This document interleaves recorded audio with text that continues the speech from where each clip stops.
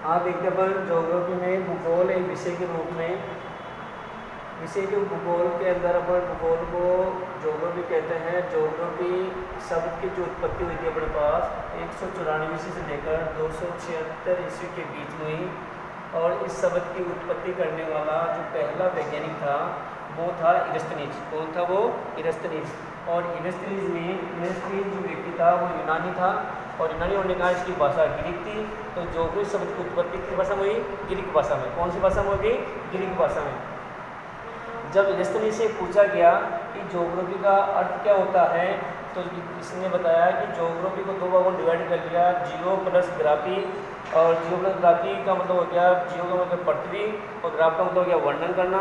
तो पृथ्वी का वर्णन करना। अब पृथ्वी का वर्णन करने में क्या क्या अध्ययन किया जाता है? तो पृथ्वी के वर्णन में दो चीज़ अध्ययन होता है अपने पास है। पृथ्वी का वर्णन करने में दो चीज़ होता है, एक तो जैविक और एक अजैविक। जैविक और अजैविक। जैविक किसे कहते हैं? जिसमें जीव हो, जो गति करता हो, जो प्रजनन कर सकता हो, जिनमें वंशवर्धन की क्षमता हो, ऐसे चीज़ें जिसमें पाई जाती हैं उसे जैविक कहते हैं। और जैविक दो प्रकार का होता है, जल जैविक और अचल जैविक। अचल जैविक वो होता है जो एक स्थान पर एक अपनी क्रिया करता है, जिसमें अपन कह सकते हैं जैसे पेड़ पौधे हैं जो अचल जैविक माते हैं। अचल जैविक में पेड़ पौधा हमेशा एक स्थान पर रहकर पूरी क्रिया करता है, इसलिए वो अचल जैविक में आएगा।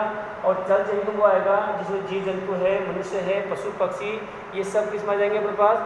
चल जैविक में आ जाएंगे। तो इस प्रकार हमारे पास ज्योग्राफी का शब्द की उत्पत्ति हो गई, इस प्रकार से वर्णन हो गया। अब ये करने के बाद इस ज्योग्राफी शब्द को अपन एक व्यापक शब्द मानते हुए इसको सही ढंग से समझने के लिए फ्रेडरिक रेडजेल ने इसको दो भागों में डिवाइड कर दिया। कितने भागों में डिवाइड कर दिया? दो भागों के अंदर। एक तो बना दिया इसका मानव भूगोल, और एक बना दिया इसका भौतिक भूगोल। क्या बना दिया इसका? मानव भूगोल और भौतिक भूगोल। क्यों बनाया? क्योंकि ज्योग्राफी को एक साथ हम समझ नहीं सकते, इसलिए सही ढंग से समझने के लिए हमने इसके दो भागों में डिवाइड कर दिया। जैसे दो भूगोल की दो शाखा कहते हैं, उसको क्या बोलते हैं? भूगोल की दो शाखा। एक शाखा कौन सी बन गई? मानव भूगोल।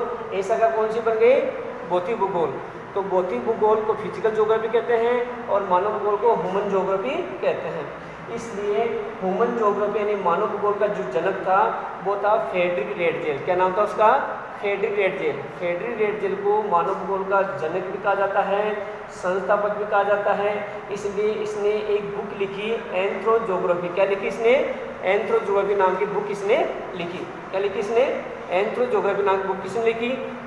फ्रेडरिक रेडजेल ने। और फ्रेडरिक रेडजेल ने ही मानव भूगोल का उत्पादन किया, उसको जन्म बनाया, इसलिए उसको संस्थापक कहा जाता है और जनक भी कहा जाता है। उसी प्रकार फिजिकल ज्योग्राफी के जो जनक है वो है अपने पास कांट, वैज्ञानिक कांट इसका जनक माना जाता है। और भौतिक भूगोल के अंदर और ह्यूमन ज्योग्राफी में किस किस का अध्ययन होता है? तो पूछा गया फ्रेडरिक रेडजेल से कि मानव भूगोल में किसका अध्ययन होगा? तो फ्रेडरिक रेडजेल ने कहा कि मानव भूगोल के अंदर धरातल के ऊपर पाए जाने वाले जितने भी मानवीय क्रियाएं होती हैं, धरातल के ऊपर पाए जाने वाले जितने भी मानव हैं, उनकी सभी की आर्थिक क्रियाओं का और मानवीय क्रियाओं का अध्ययन करना मानव भूगोल कहलाएगा। यानी मानव भूगोल के अंदर इस पृथ्वी के ऊपर